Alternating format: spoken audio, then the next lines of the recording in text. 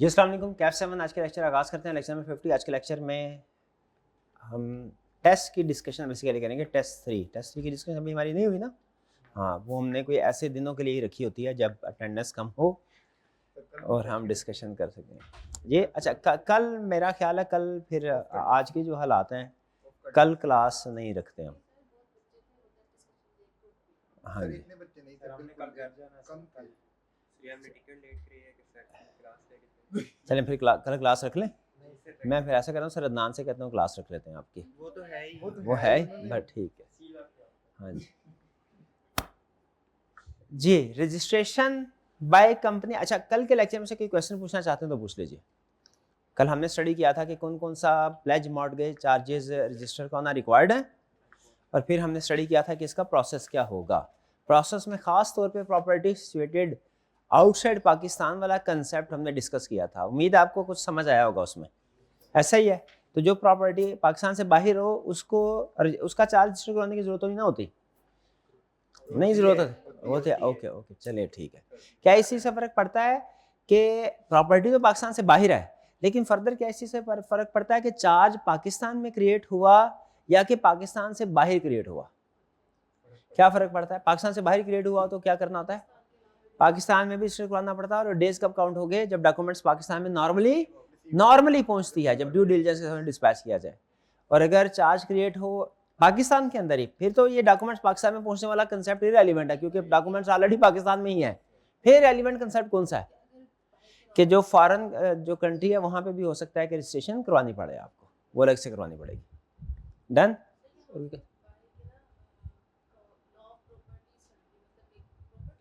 हाँ, property law नहीं, जो प्रॉपर्टी से रिलेटेड लॉज है। जी, कोई क्वेश्चन नहीं, सब ठीक है। अच्छा, आइए, दो कंसेप्ट्स रह गए थे छोटे छोटे, एक कंस्ट्रक्टिव नोटिस का कंसेप्ट और एक registration by company acquiring property subject to a mortgage और चार्ज। ये दो कंसेप्ट। कंस्ट्रक्टिव नोटिस का कंसेप्ट क्या, पहले ये सुन लीजिए। कंस्ट्रक्टिव नोटिस का कंसेप्ट ये है कि अगर आपको पता है क्या कोई प्रॉपर्टी जिसपे मॉर्टगेज या चार्ज क्रिएट किया गया है, वो अंडर मॉर्टगेज है, अंडर चार्ज है प्रॉपर्टी, क्या उसकी सेल परचेज हो सकती है? गैस करें, क्या सेल परचेज हो सकती है? इसका जवाब है हो सकती है। बैंक से एनओसी लेके, बैंक की इजाजत लेके, जो अंडर मॉर्टगेज, जैसे कोई फिक्स चार्ज क्रिएट करवाया, मॉर्टगेज क्रिएट करवाया, तो उस प्रॉपर्टी को भी सेल किया जा सकता है। उसके लिए बैंक से इजाजत लेनी पड़ती है। ठीक है, बैंक को जाहिर है बदले में हमने कोई और अरेंजमेंट, कोई और कंपनी ने सिक्योरिटी के तौर पे चीजें दी होगी, तो प्रॉपर्टी सेल हो। डन। अच्छा, कंसेप्ट यहाँ पे क्या है? कंसेप्ट ये नहीं है कि प्रॉपर्टी अंडर मॉर्टगेज या चार्ज जो है उसको सेल कर सकते हैं। कंसेप्ट ये है कि जो बायर होगा,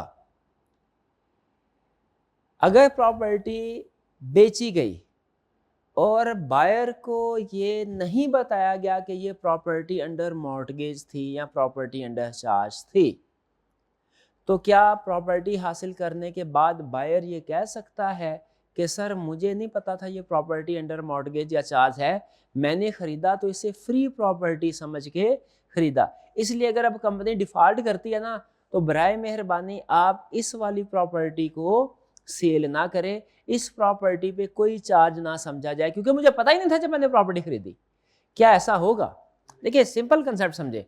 जो प्रॉपर्टी अंडर मॉर्टगेज है ना, जो प्रॉपर्टी अंडर चार्ज, वो जब तक लोन रीपे नहीं ना होता, चाहे इजाजत लेके सेल कर भी दी जाए, फर्ज कीजिए इजाजत लेके कर भी दी जाए, जब तक वो लोन रीपे नहीं होगा, या जब तक वो रजिस्ट्रार से जाके आपने उस चार्ज को खत्म नहीं करवाया, प्रॉपर्टी ए है, उसके ऊपर चार्ज क्रिएट करवाया और उस प्रॉपर्टी को सेल कर दिया, चार्ज रजिस्ट्रार के पास रिमूव नहीं करवाया, सवाल यह है कि अब जो बायर के पास प्रॉपर्टी है वो भी अंडर चार्ज समझी जाएगी या नहीं?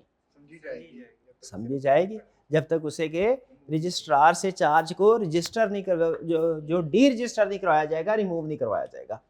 ठीक है। अब अगर जो बायर है वो ये समझे कि, इसको थोड़ी सी ना डायग्राम की शक्ल में आपके सामने प्रेजेंट करते हैं। ये फर्ज कीजिए कंपनी है पीटीसीएल, इसने बैंक से मॉर्टगेज करवाया एक प्रॉपर्टी को, और जो प्रॉपर्टी है वो फर्ज कीजिए माल रोड पे है, माल रोड की प्रॉपर्टी अंडर मॉर्टगेज है, और मॉर्टगेज कितने का है 100 मिलियन, ये अंडर मॉर्टगेज है।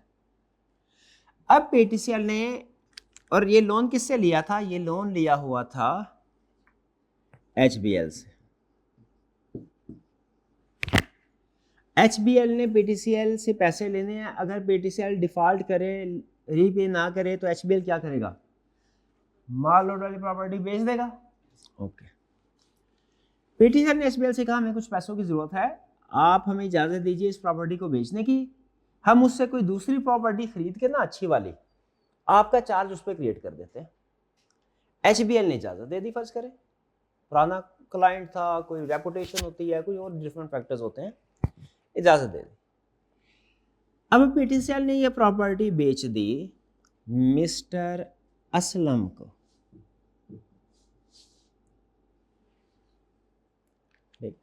प्रॉपर्टी अब ये किसके नाम पे है, पीटीसीएल की प्रॉपर्टी नहीं है, रिलीज हो चुकी है। अब जब प्रॉपर्टी पीटीसीएल की नहीं रही, तो जो रजिस्ट्रार के पास रजिस्टर रिकॉर्ड है ना, रजिस्ट्रार, ये अगली पार्टी कौन सी है इधर, रजिस्ट्रार, इसका रिकॉर्ड रजिस्ट्रार के पास भी तो होगा। करना ये चाहिए था कि जैसे प्रॉपर्टी सेल हुई, ये रजिस्ट्रार के अकाउंट्स में भी जाके इसका चार्ज एक्सक्लूड कर देना चाहिए था, खत्म कर देना चाहिए था, ऐसा ही है, नहीं किया गया। असलम के पास आ गए, असलम को नहीं पता था कि ये चार्ज क्रिएट किया। फर्ज करें पीटीसीएल ने किया डिफॉल्ट। सवाल मेरा सिंपल, कम सिचुएशन थोड़ी सी पार्टी ज्यादा होगी, क्वेश्चन बड़ा सिंपल। अगर पीटीसीएल ने प्रॉपर्टी असलम को बेच दी, उसके बाद डिफॉल्ट किया, क्या एचबीएल ये प्रॉपर्टी बेच सकता है या नहीं, बेच सकता है। रजिस्ट्रार इसको बेचने की इजाजत देगा या नहीं देगा, क्यों देगा रजिस्ट्रार इजाजत वाला, चार्ज क्रिएट हुआ, इसकी फेवर में चार्ज क्रिएट हुआ। क्या असलम ये कह सकता है सर मुझे तो पता ही नहीं था कि ये प्रॉपर्टी अंडर मॉर्टगेज है, मुझे ये नहीं कह सकता। ला कहता है हम एज्यूम करेंगे कि हर वो पर्सन जो ऐसी प्रॉपर्टी खरीदता है जो अंडर मॉर्टगेज है, हम एज्यूम करेंगे उसे मॉर्टगेज का नॉलेज था। ये इसे कंस्ट्रक्टिव नोटिस बोलते हैं। कंस्ट्रक्टिव नोटिस का मतलब क्या है, हर बायर है जो मॉर्टगेज प्रॉपर्टी का बायर है, या हर वो पर्सन जो किसी ऐसी प्रॉपर्टी को खरीदता है जो अंडर चार्ज है, एज्यूम किया जाएगा कि उससे इस चीज का नॉलेज है कि ये प्रॉपर्टी अंडर चार्ज है, यानी जब प्रॉपर्टी ट्रांसफर होगी तो चार्ज भी साथ ही ट्रांसफर होगा। इसका मतलब पता क्या है कि असलम को चाहिए था पहले किसी भी कंपनी से जब डील करें तो आपको चाहिए उस प्रॉपर्टी के बारे में पहले रजिस्ट्रार से इंक्वायर कर ले कि अंडर मॉर्टगेज तो नहीं है, और अगर अंडर मॉर्टगेज है तो प्रॉपर्टी खरीदे, साथ ही साथ रजिस्ट्रार के रिकॉर्ड से उसको डी रजिस्टर भी करवा ले, रिमूव भी करवा ले, ताकि आपको फ्री प्रॉपर्टी मिले। ठीक है, लॉ कहता है हम ये एक्सेप्ट नहीं करेंगे एक्सक्यूज कि बायर आके ये कहे सर मुझे तो पता ही नहीं था अंडर मॉर्टगेज है।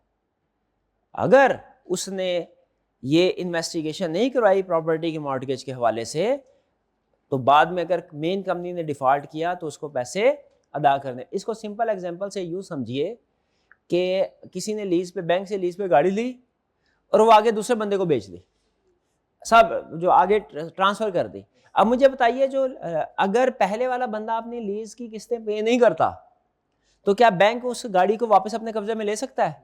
लेकिन वो तो दूसरे बंदे के पास जा चुकी है, वो तो उसने खरीद लिया। हाँ जी, ठीक है, हालांकि उसने ट्रांसफर की, लेकिन असल में तो बैंक के रिकॉर्ड में तो जो उन्होंने जो है वो लीज पे दी हुई है, राइट तो उसी के नाम पे है।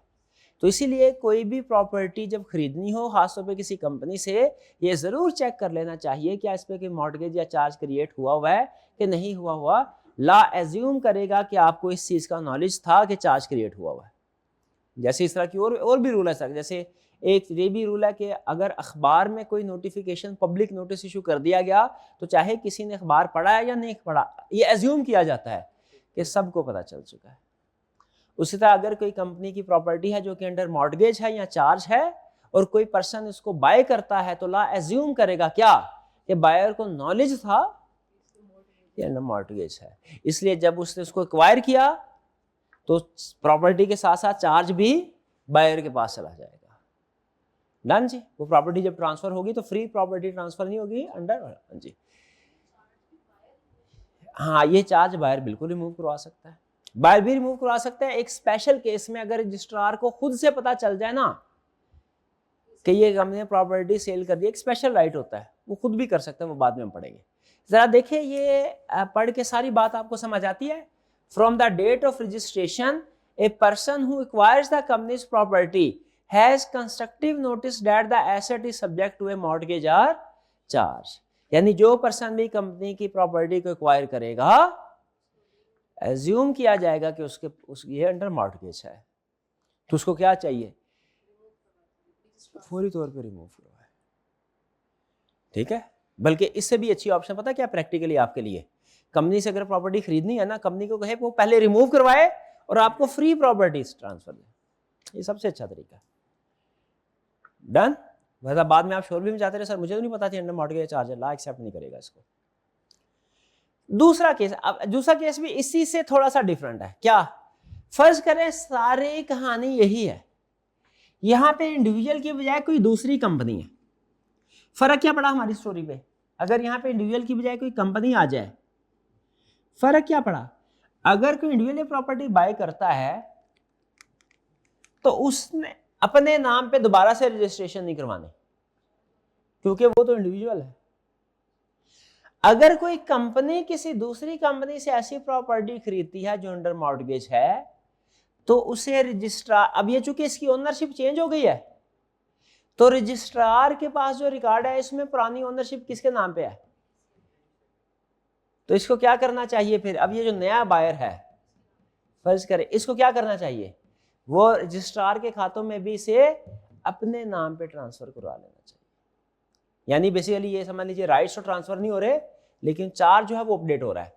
रजिस्ट्रार के पास जो मॉर्टगेज का चार्ज है, रजिस्टर्ड मॉर्टगेज का चार्ज है, उसे क्या करे, अपडेट करवा ले। क्यों, क्योंकि ओनरशिप चेंज हो गई। अब रजिस्ट्रार के खातों में वो पीटीसीएल के अकाउंट के अंदर प्रॉपर्टी अंडर मॉर्टगेज नहीं आ रही होगी, न्यू कंपनी जो बायर है। देखिए जरा यही बात कर रहा है, कह रहे रजिस्ट्रेशन बाय कंपनी, ये यानी ये वाली company acquiring property subject to mortgage और चार्ज। हेडिंग क्या बनी कि एक कंपनी एक्वायर कर रही है ऐसी प्रॉपर्टी जो अंडर मॉर्टगेज या चार्ज है, तो क्या उसने उसको दोबारा रजिस्टर करवाना है।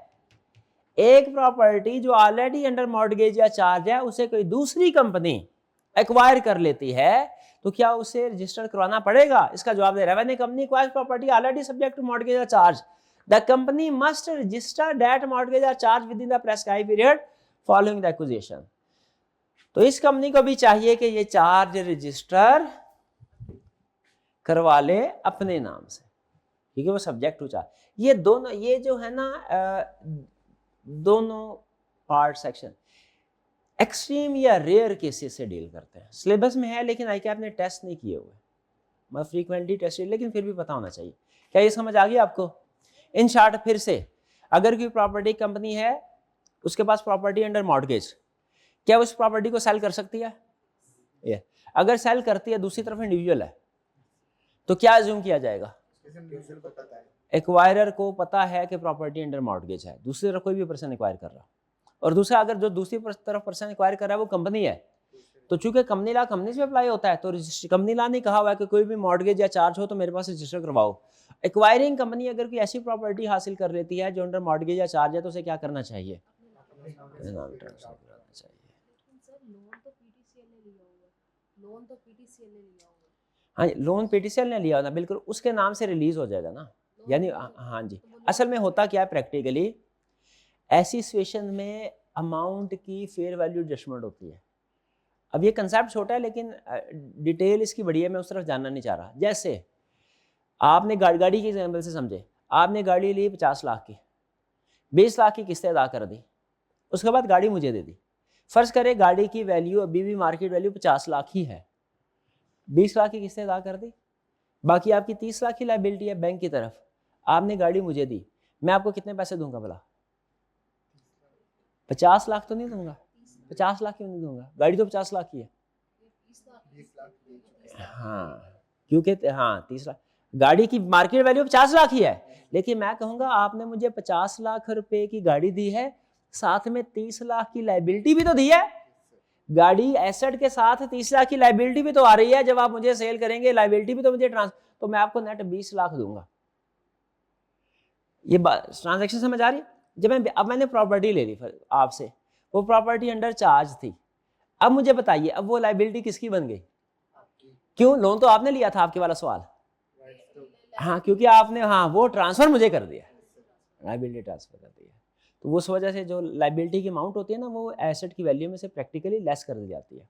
अब मैं अगर कंपनी हूँ तो मैंने क्या करना भला, मैंने चूंकि 20 लाख दिए हैं, 30 लाख की लाइबिलिटी, तो ये लाइबिलिटी को मैंने अपनाना है कि नहीं अपनाना? राइट वो कैसे? रजिस्टर्ड करवा, कुछ समझ आया? लाइबिलिटी भी ट्रांसफर होगी, इन शॉर्ट यही है। डन?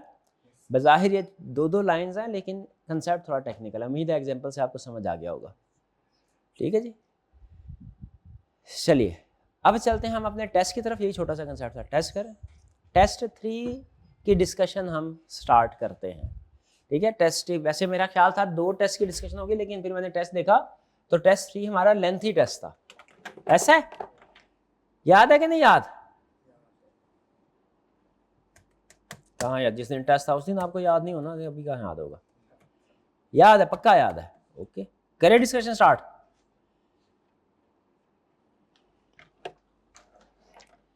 क्वेश्चन नंबर 1 है election of director on the Hall Motor, sorry सबसे पहले क्या करना होता है? Requirement. In the light of company that wants to state how the director should deal with the above situation. Requirement पढ़ के कुछ पता नहीं चल रहा कौन टॉपिक है। ये है कि कोई डायरेक्टर से रिलेटेड मसला लग रहा है, लेकिन एग्जैक्टली कौन सा चैप्टर है कुछ पता नहीं है। अब कैसे पता चलेगा? क्वेश्चन को पढ़ते हैं। कह रहे election of director of the hall Motors limited a listed company, किसको अंडरलाइन करना है? Listed को अंडरलाइन कर। Was held at the extraordinary general meeting where 7 out of 9 candidates were to be elected as a director. Total 9 candidate से कितने elect करने हैं? 7। तो बताइए इलेक्शन होगा या नहीं होगा? होगा। जाहिर है जब कभी कैंडिडेट्स की तादाद ज्यादा हो जाए जितने इलेक्ट करने हैं, इलेक्शन होता है। After the meeting was over, an email was received at NML that Mr. Nihal had expired in a hospital in England. However, the time of Mr. Nihal's death was not mentioned. The result of the meeting shows that Mr. Nihal had received the 6th highest number of votes in the election. सवाल इसमें, अब ये concept directly आपको नहीं सिखाया गया, लेकिन indirectly सिखाया भी गया है। कैजुअल वैकेंसी नहीं, कैजुअल वैकेंसी किस वक्त बला राइज होती है? जब डायरेक्टर की डेथ हो। सवाल यह है कि जब उसकी सारे क्वेश्चन, इसमें 2 पॉसिबिलिटीज डिस्कस करने थी, 2 नंबर थे। अगर आपने सिर्फ कैजुअल वैकेंसी करके आपको 1 नंबर मिलेगा। यहाँ पे देखना ये था कि क्या एट टाइम ऑफ इलेक्शन वो डायरेक्टर जिंदा है या उसकी डेथ हो चुकी है। आपने नोट किया, उसने खास तौर पे बताया time of death is not mentioned. अगर तो इलेक्शन के बाद डेथ हुई है, यानी जिस वक्त इलेक्शन हो गया 11 बजे इलेक्शन हो गया, डेथ हुई है 12:30 बजे, 1, 1:30 बजे, 2 बजे, फिर कैजुअल वैकेंसी है, क्योंकि उस वक्त वो डायरेक्टर बन गया था।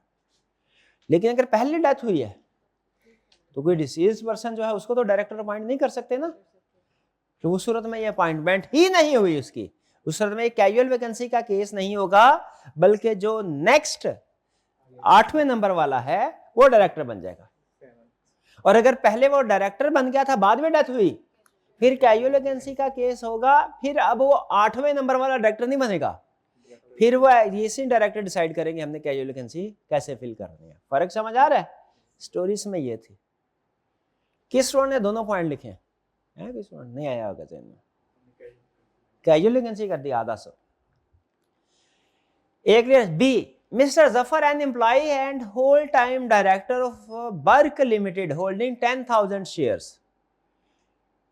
Recently, he sold out all his shares. There is no condition of share qualification for a director described in the articles of association of the company. Briefly describe whether Mr. Zafar will remain director of the company or ineligible to become director after selling all his shares. Support your answer in the light of provisions of the Companies Act. आपको पता है इस पूरे question में सबसे अहम लफ्ज़ कौन सा है? Holding 10,000 share. कौन से हैं? Eligibility to become director. नहीं पूछा क्या उसने? एक डायरेक्टर ने अपने शेयर सारे बेच दिए, बताया कि वो अभी भी डायरेक्टर है कि नहीं, ये पूछा है कि नहीं? बताइए, है? एक डायरेक्टर ने अपने सारे शेयर बेच दिए। अब हाँ, आर्टिकल्स में नहीं, आर्टिकल्स में शेयर होल्डिंग रिक्वायर्ड। हाँ जी, यही मैं बताना चाह रहा था। इसमें जो सबसे अहम लफ्ज है ना वो है employ and whole time director. Normal director हो तो उसका शेयर होल्डर होना जरूरी है, ठीक है? वो जैसे ही उसने सारे शेयर्स बेचे वो शेयर होल्डर नहीं, और जब शेयर होल्डर नहीं तो वो डायरेक्टर भी नहीं बन सकता, ठीक है? यही पढ़ा था ना हमने। लेकिन फिर साथ ही साथ कुछ एक्सेप्शन भी पड़ी थी, 4 एक्सेप्शंस। कौन कौन सी एक्सेप्शन थी जरा बताइए, कौन कौन सी एक्सेप्शन थी? कुछ नहीं। डायरेक्टर वाला चैप्टर अभी पढ़ने हैं, लेक्चर अभी लेने हैं, शाबाश। Whole time director, chief executive, nominee director by government और बॉडी कॉर्पोरेट, और नॉमिनी डायरेक्टर बाय क्रेडिटर, शाबाश। नॉमिनी डायरेक्टर बाय गवर्नमेंट और नॉमिनी डायरेक्टर बाय क्रेडिटर में क्या फर्क है? गवर्नमेंट या बॉडी कॉर्पोरेट है मिनिमम नंबर के पॉइंट ऑफ व्यू से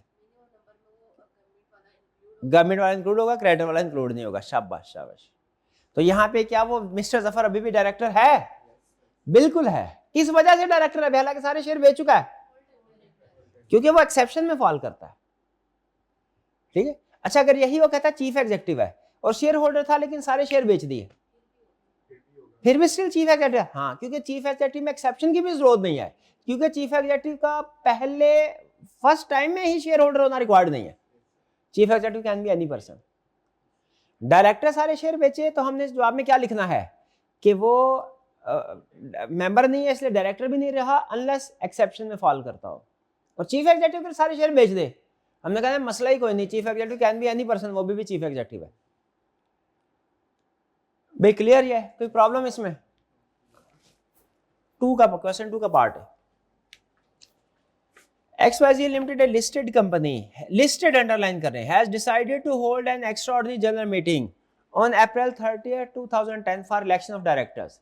The company has not yet determined the number of directors to be elected. Explain the relevant rules for fixing the number of directors to be elected under the Companies Act. क्या करना है? क्या rule है number of directors का? कैसे decide होंगे number of directors? Members decide करेंगे ना एजीएम में, नहीं करेंगे? एग्जिस्टिंग की बजाय बोले रिटायरिंग डायरेक्टर, रिटायरिंग डायरेक्टर्स करेंगे। कब करेंगे ये तो बताइए नहीं।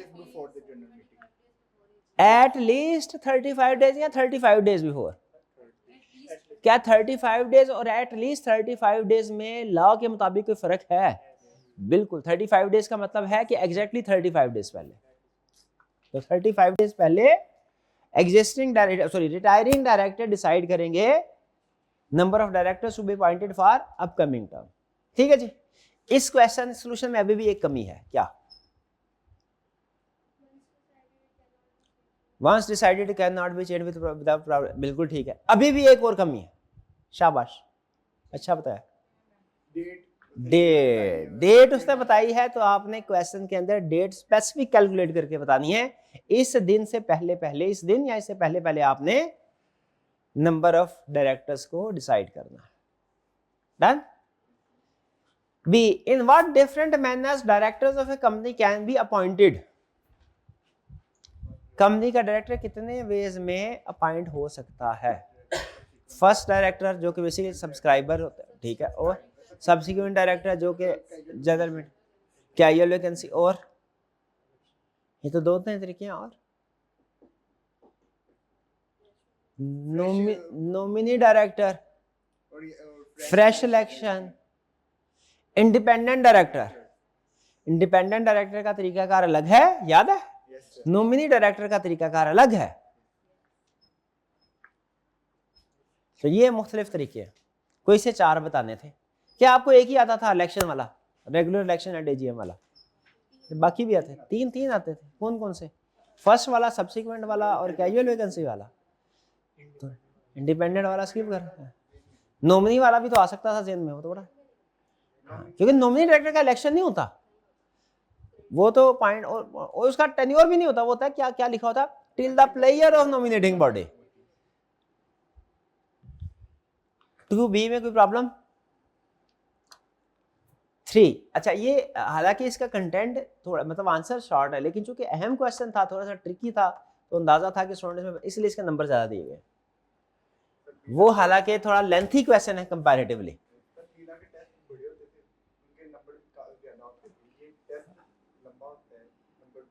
कोई बात नहीं, हमें हर सब्जेक्ट को फिर उसके लिहाज से तैयार करना होता है, ठीक है ना। बिजनेस रहा था, कम नहीं रहा है। आसान कौन सा होता है वाला वैसे आपके ख्याल? बिजनेस आसान है। क्यों आसान है? कभी ये सोचा? उसमें क्वेश्चन की टाइप एक ही तरह की होती थी, इसमें कभी आपको डायरेक्टर बना देगा, कभी चीफ एग्जीक्यूटिव बना देगा, कभी मेंबर बना देगा, कभी किसी और पोजीशन पे, कभी रजिस्ट्रार के पॉइंट ऑफ व्यू से, कभी कमीशन के पॉइंट ऑफ व्यू से, कभी कोर्ट। हाँ जी, उसमें 2 ही पार्टीज होते थे, प्रोमिसर और प्रोमिस। तो ये फर्क। अच्छा चले आगे चलते हैं। क्वेश्चन 3 रिक्वायरमेंट में कह रहा है मिस्टर बिशार, अच्छा नहीं ये सारी रिक्वायरमेंट ही है। तो भाई रिक्वायरमेंट बड़ी है क्वेश्चन की इंफॉर्मेशन से, तो पहले क्वेश्चन की इंफॉर्मेशन पढ़ लेते हैं, इसमें इंफॉर्मेशन पढ़ लेते हैं। Moonlight power limited is a company listed on Karachi and Lahore stock exchanges. Mr. Bashir has been working as a CEO of the company. In the month of July 2013, Mr. Iftikhar, a director on the board of MPL, informed the CEO that he is planning to move to Europe for 6 months to set up his own business. Mister Iftikhar ने CEO को बताया कि भैया मैं तो Europe जा रहा हूं 6 महीने के लिए और अपना उधर बिजनेस सेटअप करना है। Required, Mr. Bisharat called the company secretary to his room and asked him to ascertain the legal requirements in respect of the following. पहला, is this mandatory for Mr. Iftikhar to attend the annual general meeting of the company to be held in December 2013? क्या क्यों नहीं है? वो casual vacancy rise नहीं हो जाती? अच्छा वो बोर्ड मीटिंग अटेंड ना करे फिर कैजुअल वैकेंसी होती है डायरेक्टर, जनरल मीटिंग अगर अटेंड ना करे तो कैजुअल वैकेंसी राइज नहीं होती? कितने? अच्छा आपने वो चीजें देखनी है जो आपके जहन में आ रही हैं कि वो चीजें देखनी है जो उसने पूछी है? पहले ये बताइए। अच्छा जो मैं पूछ रहा हूँ उसके हिसाब से आप बता रहे हैं? अच्छा जवाब। अच्छा तो मुझे ये बताइए कि एजीएम में इसकी अपॉइंटमेंट जरूरी है कि नहीं, इसके अटेंडेंस जरूरी है कि नहीं? जरूरी नहीं है, क्योंकि वो तो बोर्ड मीटिंग के लिए जरूरी है। शाबाश। अब यहाँ पे वो पूछ रहा है एनुअल जनरल मीटिंग, क्या पार्टिसिपेशन जरूरी है? डायरेक्टर का राइट है एजीएम में ज्वाइन कर सकता है, अटेंड कर सकता है, लेकिन उसकी ड्यूटी नहीं है, लाजमी नहीं है उसके लिए अटेंड करना। डन। एजीएम और बोर्ड मीटिंग, क्या वो अटेंड करना लाजिम है? बिल्कुल बोर्ड मीटिंग, लेकिन हाँ ब्रेक दे सकता है। अगर उसे बाहर जाना पड़े तो फिर क्या करे? लीव लेके जाए। शाबाश। तो पहले फर्स्ट पार्ट का आंसर ये है कि मिस्टर इफ्तिखार के लिए एजीएम अटेंड करना रिक्वायर्ड नहीं है। Done. B, what would be the consequences if Mr. Iftikhar does not attend board of directors meeting during his vacation? Briefly state. अगर वो without leave 3 consecutive board meeting, without leave, ये की words हैं, याद रखने हैं। Without leave 3 consecutive board meeting absent रहता है, क्या होगा? Ipso facto ceases to hold office. क्या इप्सो फैक्टो के स्पेलिंग आते हैं? FACTO क्या FECTO है? हाँ इप्सो फैक्टो। इप्सो फैक्टो का मतलब क्या होता है? Because of this fact, because of this, यानी इसी फैक्ट के और कुछ भी ना हो उसका यही अमल काफी है उसको बेदखल करने के लिए। इप्सो फैक्टो का मतलब ये है कि यही अमल काफी है और कुछ भी नहीं किया ना तो ये गुनाह काफी है उसको कंपनी से निकालने के लिए। तो क्या होगा? 3 consecutive board meeting, absence, ipso facto. Clear ये बात? अच्छा आगे चलते। Is there any other way mister Iftikhar can identify another person to act as director in his place? void होता है, temporary base पे करना यानी दूसरे लफ्ज में क्या असाइनमेंट की बात कर रहा है, है। Yes, sir. Assignment of office void है, लेकिन असाइनमेंट ऑफ ऑफिस वाइड। और क्या बताया था, जैसे ही आपने असाइनमेंट ऑफ ऑफिस वाइड कहना है, साथ ही उसी लम्हे temporary अगली बात क्या करनी है, temporary assignment टेम्परेरी असाइनमेंट नहीं थी, 9 उसका नाम क्या था, अल्टरनेट आर, दूसरा नाम क्या था, सब्स्टिट्यूट डायरेक्टर, यही था, अल्टरनेट आर सब्स्टिट्यूट डायरेक्टर की अपॉइंटमेंट हो सकती है प्रोवाइडेड 90 days 90 days हाँ, प्रोवाइडेड के डायरेक्टर 90 डेज से ज्यादा के लिए बाहर जा रहा हो, और दूसरा जब वो वापस आएगा उसी टाइम डायरेक्टर्स की अप्रूवल हो। अल्टरनेट या सब्स्टिट्यूट डायरेक्टर की अपॉइंटमेंट के लिए भी बोर्ड ऑफ डायरेक्टर्स की अप्रूवल की जरूरत है। नहीं याद कर रहे आप, कुछ नहीं याद, 50% 60% याद है, बाकी भूल गए। चले कोई बात नहीं, 50-60% याद है बहुत है। भाई ये क्लियर हो गया। इस क्वेश्चन में कोई प्रॉब्लम, कोई सवाल पूछना हो, आसान था ये। अच्छा आगे चलते हैं, फिर आगे आता है सारा सवाल। फिर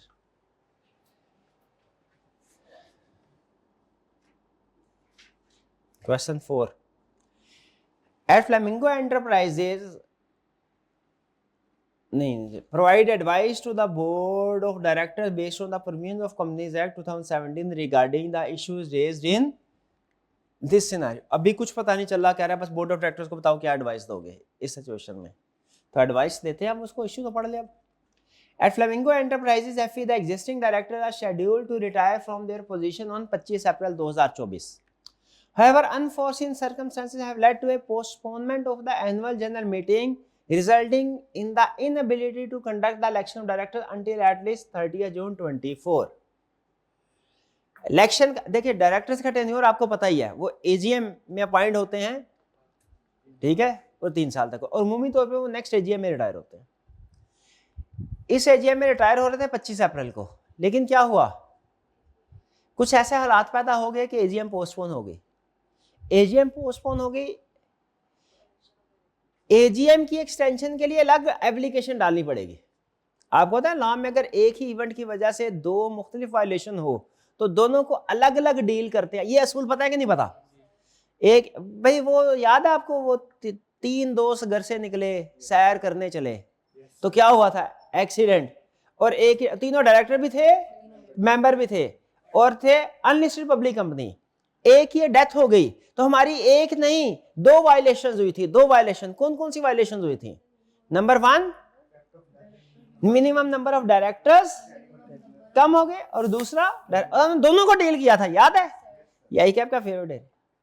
उसी तरह यहां पे मुझे बताइए, अब एजीएम के अंदर, ये बहुत अहम पॉइंट है, केस स्टडी में काम आएगा, इसको गौर से समझिएगा, बल्कि आज के सारे टेस्ट की डिस्कशन में मेरा ख्याल है सबसे अहम पॉइंट यही है कि अगर एजीएम एक्सटेंड हुई, किसी वजह से हमें डिले करना पड़ी, उसकी वजह से कुछ और मैटर भी डिले हो गए, जैसे फाइनेंशियल स्टेटमेंट्स को प्रेजेंट करना था वो भी डिले हो गया, जैसे डायरेक्टर्स का इलेक्शन होना था वो भी डिले हो गया। तो बताइए अब जो एक्सटेंशन की एप्लीकेशन फाइल करनी है वो सिर्फ एजीएम की फाइल करनी है कि फाइनेंशियल स्टेटमेंट्स की एक्सटेंशन की भी एप्लीकेशन फाइल करनी है? क्या सिर्फ फाइनेंशियल की? क्योंकि इसमें डायरेक्टर्स का इलेक्शन होना था, उसकी भी एप्लीकेशन फाइल कर। शाबाश। और यहां में चूंकि उसने कंटेक्स्ट में स्पेसिफिकली बोला है कि एजीएम डिले हुई है, और स्पेसिफिकली उसने बोला है कि इसमें डायरेक्टर्स का इलेक्शन होना था, तो हमें इसको एजीएम को तो अलग डील करेंगे, एजीएम की एक्सटेंशन क्या करनी है, डायरेक्टर्स की एक्सटेंशन अलग।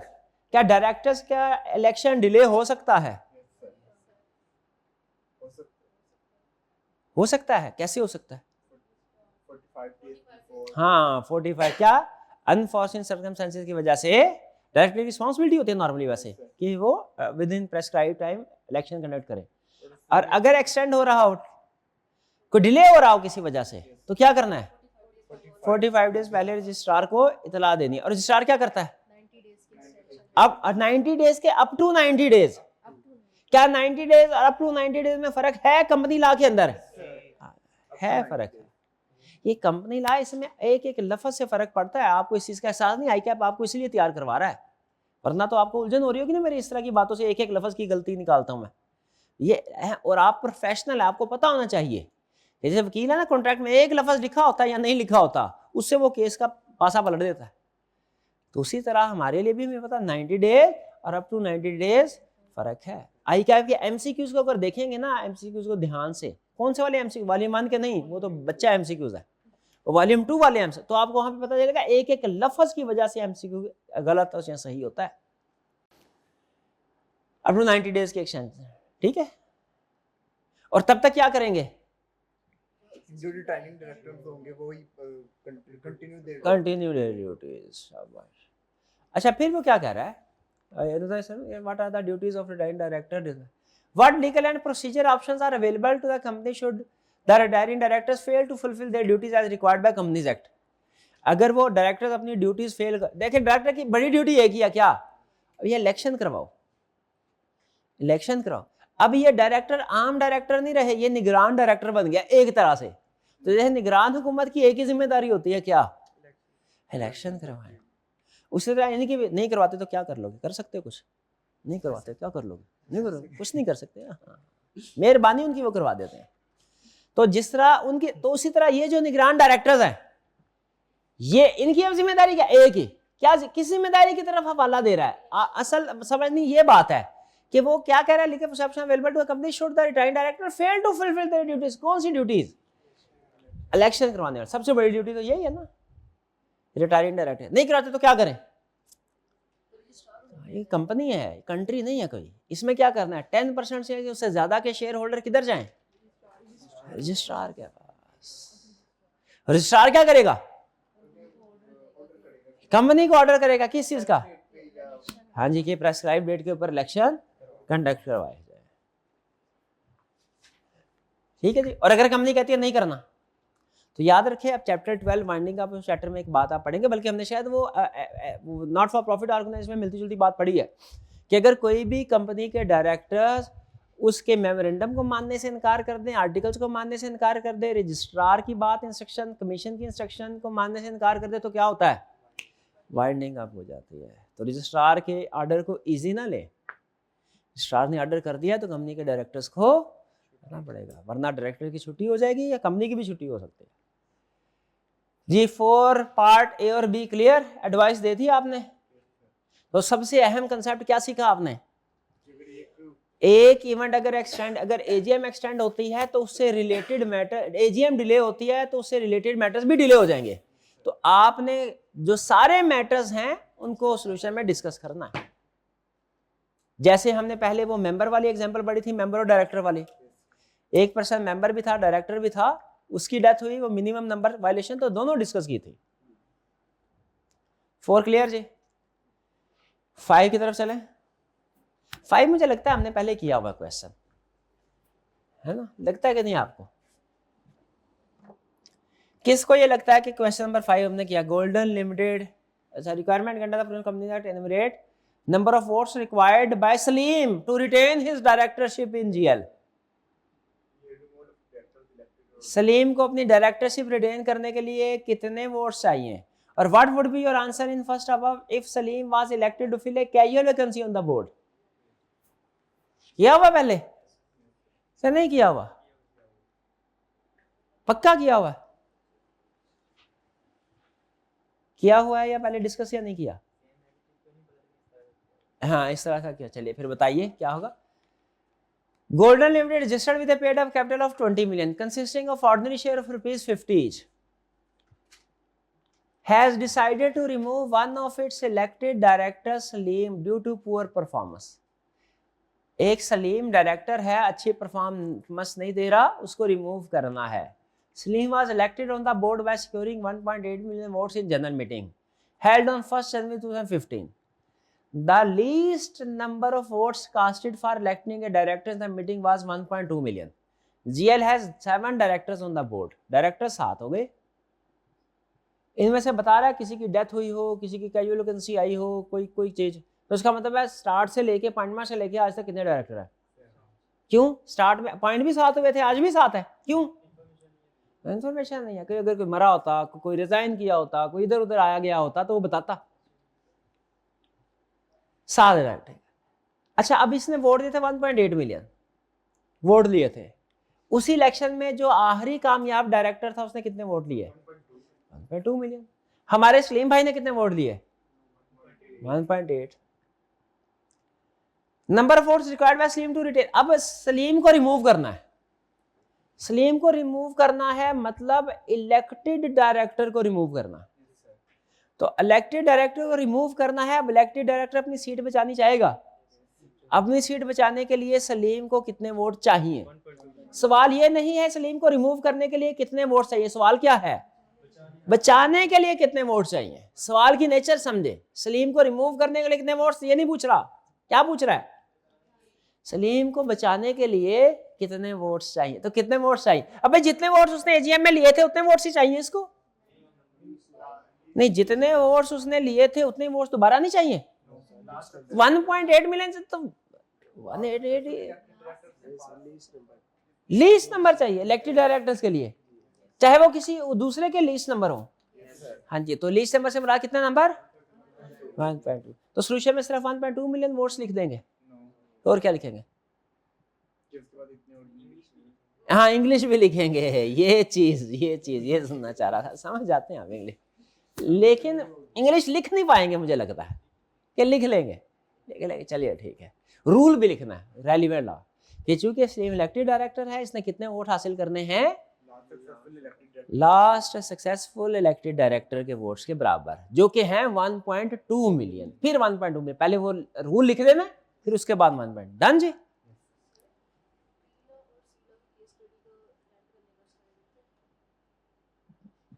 व्हीलर और शीला की केस स्टडी को अटेम्प्ट करने की जो प्रेजेंटेशन है वो एक जैसी है।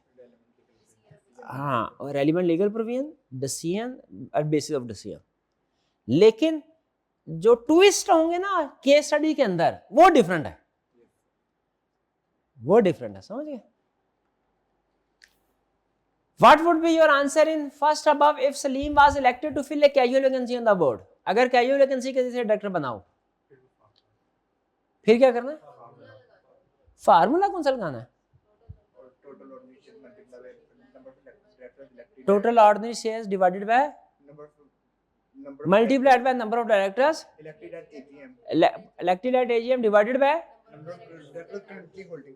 हाँ number of directors for the time being या currently holding, जो कितने आए multiply by 7 divided by 7, वो तो सेम आ गया। नंबर ऑफ शेयर्स कितने हैं वो कैलकुलेट करें तो मान लो 4 लाख कैसे आए 20 में। हाँ 20 मिलियन। हाँ ये आपने किया, 4 मिलियन नहीं आते, 4 मिलियन। हाँ यही चाह रहा था, कैलकुलेटर एहतियातन कैलकुलेटर इस्तेमाल करके फिर बताएं, एग्जाम में रिस्क नहीं लेने का। ठीक है, 4 लाख आते हैं, बिल्कुल ठीक है, 4 लाख ही आते हैं। डन जी। तो 4 लाख उसने शेयर हासिल करने के वोट्स।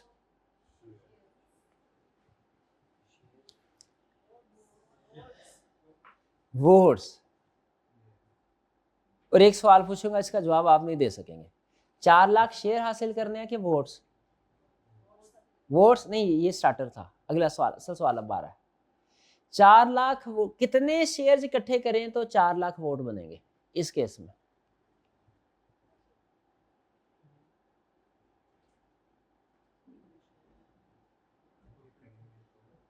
चार लाख वोट बनेंगे।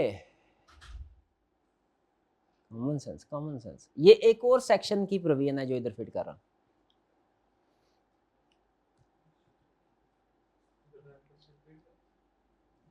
भैया 4 लाख वोट, सलीम को 4 लाख वोट चाहिए अपनी सीट बचाने के लिए, ऐसा ही है। सेकंड वाले केस में कितने शेयर होंगे तो 4 लाख वोट के बराबर होंगे?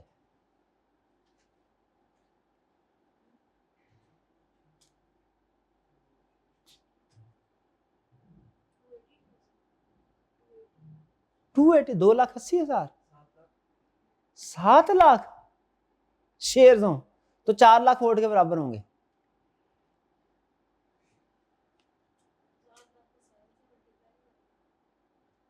चार लाख को 7 से मल्टीप्लाई नहीं करेंगे, 4 लाख को 7 से डिवाइड करेंगे। क्यों भला? एक शेयर पे कितने वोट्स हैं? एक शेयर के साथ नॉर्मली एक शेयर का 1 वोट होता है, लेकिन डायरेक्टर्स के इलेक्शन के कंटेक्स्ट में एक शेयर पे कितने वोट होते हैं? नंबर ऑफ डायरेक्टर्स मल्टीप्लाइड करें, जो कितने हैं? 7। एक शेयर के कितने वोट हो गए? 7। और वोट्स कितने चाहिए 4 लाख, तो 4 लाख डिवाइड बाय 7 इतने शेयर्स होंगे आपके पास, तो समझे नहीं समझे आप, इस कहाँ समझे आप। ये कैलकुलेशन जिस वक्त पहले क्वेश्चन कराया था उस वक्त भी बताई थी, अगर आपको याद हो, तब भी आपने यही कहा था समझ गया, अगर आपको याद हो। कैलकुलेट लिख लेते हैं कैलकुलेशन, जो बाद में खुद भी समझ नहीं आती है क्यों लिखी थी, इसका मतलब क्या है। चलिए भाई, ये बहरहाल जो गिवन क्वेश्चन है वो तो समझ आ गया ना, रिमूवल वाला। आगे चलते हैं, क्वेश्चन 6 कह रहे Muharram limited listed company has found out that one of its director does not meet the eligibility criteria provided in companies act. The said director has already attended 3 meetings of the board of directors. और एक director जो eligibility criteria meet नहीं, जिससे director बनने का हक ही नहीं था, ना सिर्फ ये कि वो डायरेक्टर बन गया, बल्कि मजीद क्या हुआ, उसने 3 मीटिंग में, तो मीटिंग में फैसलों में भी पार्टिसिपेट किया होगा। Describe the impact of the above on the resolution passed by the direct board. Also explain whether the concerned directors can attend future meeting of the board. बताइए अब जो रेजोल्यूशन पास हो गया उन पे क्या इंपैक्ट होगा। रेजोल्यूशन वैलिड है लेकिन बंदा तो गलत था, उसके बाद जो फ्यूचर मीटिंग, हाँ बंदा, लेकिन पास्ट एक्ट से वैलिड है, वरना तो कंपनी की सारी पुरानी चीजें दोबारा करनी पड़ेंगी। हाँ जी, थर्ड पार्टी को प्रोटेक्ट करने के लिए उन्होंने कहा कि past acts of ineligible directors are valid. लेकिन जब पता चल गया कि ये एलिजिबल नहीं है तो क्या करना है, तो उसके बाद के फैसले वो बाद में मीटिंग में पार्टिसिपेट नहीं करेगा। इनएलिजिबल हो गया, कैजुअल वैकेंसी राइज हो गई, मीटिंग में पार्टिसिपेट नहीं करेगा, अगर करता है तो उसके जितने भी वोट्स हैं वो वाइड होंगे, और डायरेक्टर को चाहिए कि फौरन कैजुअल वैकेंसी फिल करे। Done. B, companies act 2017 prescribe grounds for vacation of office by director. बिल्कुल, vacation of, can a company provide additional grounds for vacation of office and if so how. Companies act ने बताया ना director किन किन सूरतों में wicket हो सकता है, याद है किन सूरतों में, ipso facto ceases to hold. बिल्कुल ठीक है, लग गई समझ। क्या एडिशनल ग्राउंड्स भी की जा सकती हैं ऐड, ठीक है। जैसे आर्टिकल्स में ये लिखा हो कि अगर किसी डायरेक्टर ने डुअल नेशनैलिटी हासिल की तो वो डिस्क्वालीफाइड हो जाएगा, फर्ज करें, इस तरह की कोई एडिशनल कंडीशन ऐड कर सकते हैं। कैसे,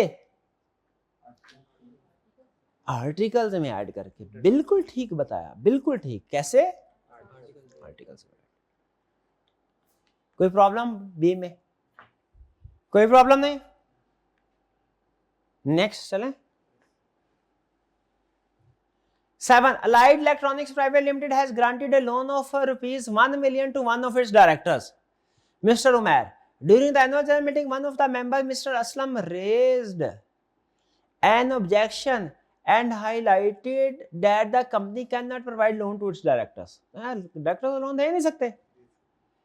Required as a chief executive of the company explain whether the objection of Mr. Aslam is valid or not. बताइए objection valid है कि नहीं? दे सकते हैं। आगे, अगर मेंबर्स की अप्रूवल ले ली गई हो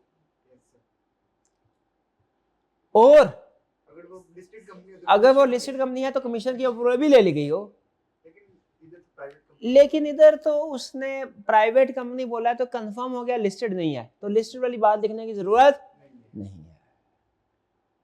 तो क्या लिखेंगे कि लोन दिया जा सकता है, इसका ऑब्जेक्शन इनवैलिड है अगर मेंबर्स की अप्रूवल ले ली गई है। Done. Second, suppose Mr. Umair has already taken loan prior to becoming the director of the company. Discuss what responsibilities are required to be fulfilled by him under the Companies Act. अगर already loan लिया हुआ है तो सिर्फ repay पहले करना चाहिए, तो पहले रीपे करे, या अगर रीपे करने की पोजीशन में नहीं है तो मेंबर्स की रेजोल्यूशन ले, तो मेंबर्स की लेकिन लोन तो पहले लिया हुआ है, डायरेक्टर तो अब बनेगा, डायरेक्टर बनेगा, चूंकि डायरेक्टर बनेगा तो लोन लिया होगा उसने, डेटेड होगा, तो अप्रूवल अभी भी चाहिए। याद है एक केस इस तरह का किया था हमने,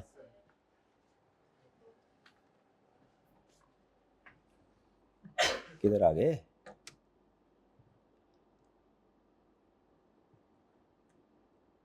ये तो भी है क्वेश्चन, वो खैर कोई बात नहीं, निपटाना तो है ना इसको। Fahim and Naeem are requirement. Narrate the provisions of Company Act 2017 which are relevant to the above issue and discuss the above situation in the context of those provisions. बताइए provisions of Company Act जो कि इस issue से relevant है. गोलमोल सवाल पूछ रहा है, उसने हमें पता नहीं चलने दिया, मैं पूछ क्या रहा हूँ. कह रहा भाई क्वेश्चन पढ़ो फिर समझ आएगी. Fahim and Naeem are members as well as directors on the board of Salim Private Limited and each of them hold 50% of the share capital. हो सकता है ऐसा दो सिर्फ हो डायरेक्टर शेयर. सबसे कम मिनिमम 2 हाँ मिनिमम नहीं, मिनिमम 1 है.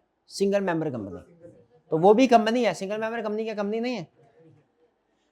On August 28, 2008, Fahim died in an accident in London while he was on a business visit. However, Fahim's shareholding could not be transferred to his nominated legal heirs as all of them were minors. Naeem continued to carry on the business of company. In March 2009, the company incurred heavy losses and could not meet its debt obligation. Zahir, a creditor of the company, intends to make Naeem personally liable, responsible for the payment of amount owed to him by Salim Private Limited. भाई वो company का share holder है. भाई दो ही लोग थे, फहीम भाई थे और नईम भाई थे. फहीम भाई की होगी डेथ, वो तो गए फारग. नईम भाई है, अकेले चलाते रहे बेचारे, फिर भी नहीं चल पाई. अकेले बंदे से कितनी भी चल पाती कंपनी, नहीं चल पाई. डिफॉल्ट कर गई, बैंकरप्ट हो गई.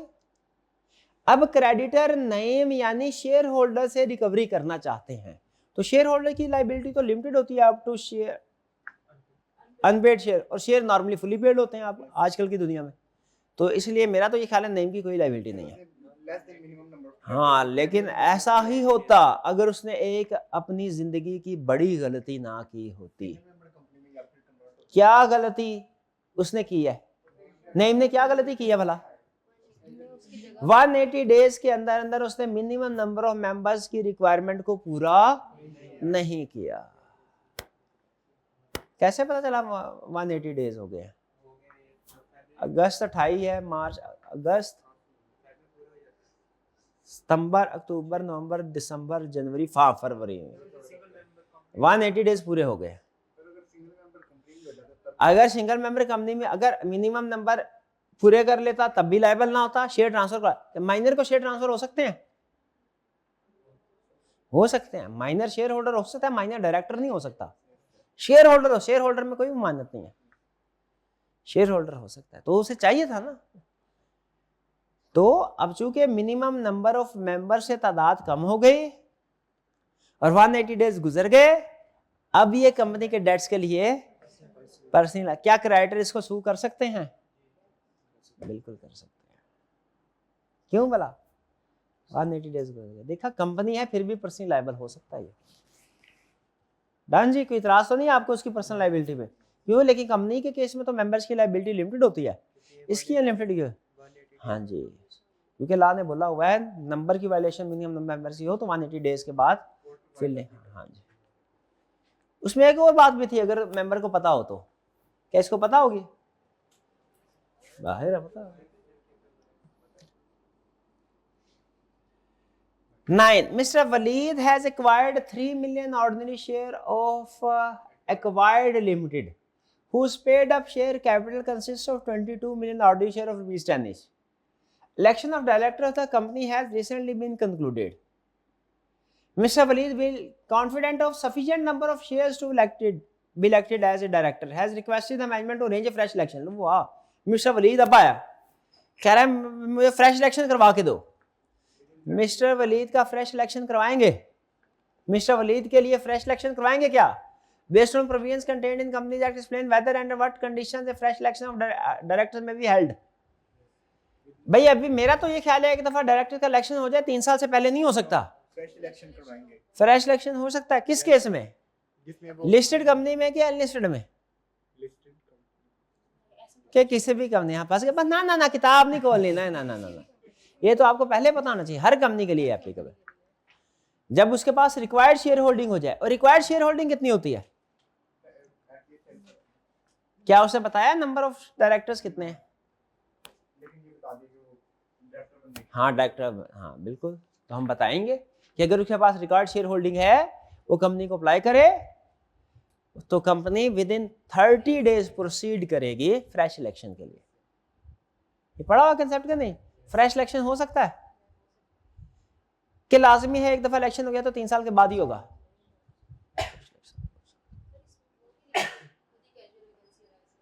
हाँ नहीं नहीं, हाँ वो ये लिख सकते हैं इसमें कि हाँ अल्टरनेट कोर्स ऑफ एक्शन के तौर पे लिख सकते हैं फ्रेश इलेक्शन के अलावा कि कैजुअल वैकेंसी क्रिएट करके इसको फिल किया जा सकता है, वो लिख सकते हैं। एक सोल्यूशन में आई ने लिखा हुआ था, तो इसका मतलब बाकियों में भी लिख सकते हैं। एक में भी आई ने लिख दिया तो उसका मतलब रेलिवेंट है, बाकी में लिख सकते हैं। डन जी। Question number 10, under the provisions of company act 2017 comment on each of the following independent situation. अलग अलग बताओ। पहली सिचुएशन, optician limited a listed company plans to appoint Yamin as an independent director of OL. Yamin was head of operation of Glass Limited till December 2016. Glass Limited is a subsidiary of Opticians Limited. बताइए independent director का criteria याद है? इनएलिजिबिलिटी criteria confirm है मुझे, शायद ही किसी एक या दो स्टूडेंट को याद हो, वरना किसी को याद नहीं होगा। नहीं याद होगा, नहीं याद होगा, नहीं याद होगा, नहीं होगा, नहीं होगा, नहीं। इनको शायद याद हो भाई, ये बहन जी को याद हो शायद। क्राइटेरिया पढ़ा था, क्या था वाला? इंडिपेंडेंट डायरेक्टर कौन पर्सन अपॉइंट नहीं हो सकता? जो उस कंपनी में या उसकी सब्सिडी कंपनी में 3 साल तक, पिछले 3 साल तक एम्प्लॉय रहा हो, ऐसा ही है? हाँ जी।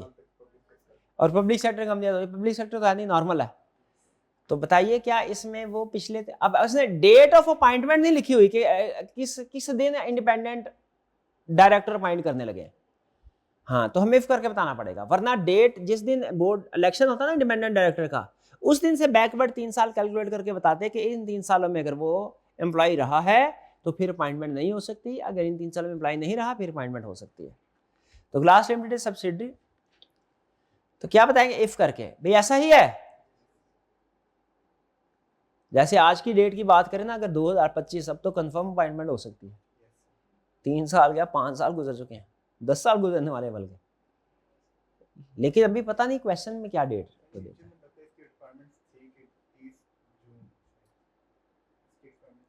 3 साल। Second, Zafar was recently appointed as director of HP Limited, a listed company. In March 2018, the board of directors came to know that Zafar had been declared a defaulter by the High Court. जी बताइए, appoint हुआ था मार्च 2018 में, पता चला कि जफर तो defaulter है। अच्छा, अब इसमें अगेन क्लैरिटी नहीं है, मेरे ज़हन में 2 सवाल आ रहे हैं। नंबर 1, ऑलरेडी डिफॉल्टर था और फिर इसको अपॉइंट किया गया, या कि सब्सिक्वेंटली डिफॉल्टर हुआ है? दोनों सूरतों में आंसर हमारा वैसे लगभग सेम ही होगा, मुझे भी ये लग रहा है ज्यादा चांस है कि सब्सिक्वेंटली डिफॉल्ट। तो क्या हुआ, अगर ये फाइनेंशियल इंस्टीट्यूशन का डिफॉल्टर है तो लिस्टेड कंपनी का डायरेक्टर नहीं बन सकता, कैजुअल वैकेंसी राइज होगी। कैजुअल वैकेंसी वाली सिचुएशन में इनएलिजिबिलिटी क्राइटेरिया में क्या डिफॉल्टर वाली बात थी? जी, लिस्टेड कंपनी के केस में 2 एडिशनल पॉइंट्स थे जो डिफॉल्टर वाले थे। वो 2 एडिशनल पॉइंट्स कौन से थे? एक ब्रोकर वाला था, डिफॉल्टर ऑफ फाइनेंशियल इंस्टीट्यूशन। ये अगर डिफॉल्टर है फाइनेंशियल इंस्टीट्यूशन का तो क्या हो गया? डिस्क्वालीफाइड हो गया, एलिजिबिलिटी कैजुअल वैकेंसी राइज हो गई, फायर कर इसकी जगह दूसरे डायरेक्टर को अपॉइंट करें। क्लियर? ये इंडिपेंडेंट डायरेक्टर का क्राइटेरिया आज जाके याद कर लेना है आपने। इंडिपेंडेंट डायरेक्टर का क्राइटेरिया आज। Third, Kalim is the director of Bihar limited. On 1 October 2017 Kalim went abroad on a personal trip and returned back on 15 February 2018. He was unable to attend 5 board meetings which were held during this period. नहीं, सीधा disqualified हो गया है। मैं तो ये लिखूंगा, if करके क्यों लिखूंगा? एक मिनट ठहर जाए, इफ करके क्यों जवाब दूंगा मैं? शाबाश, ने बताया नहीं क्या लीव एब्सेंस के लिए लीव लिए कि नहीं? ठीक है, अगर एब्सेंस के लिए लीव ली है, डायरेक्टर से अप्रूव करवाइए, फिर डिस्क्वालिफिकेशन नहीं होगी, 50 मीटिंग क्यों ना हो जाए। और अगर लीव फॉर एब्सेंस अप्रूव नहीं करवाई,